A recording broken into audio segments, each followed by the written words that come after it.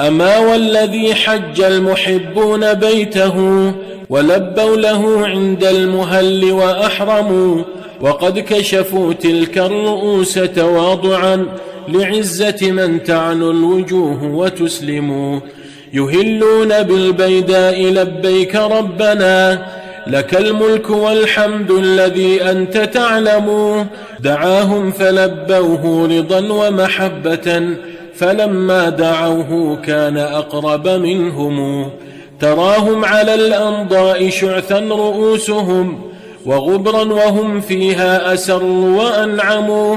وقد فارقوا الأوطان والأهل رغبة، ولم يثنهم لذاتهم والتنعم. يسيرون من أقطارها وفجاجها رجالا وركبانا ولله أسلموا.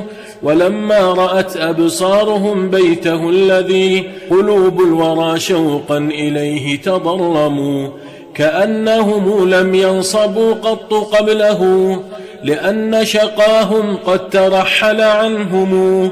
فلله كم من عبرة مهراقة، وأخرى على آثارها لا تقدموا.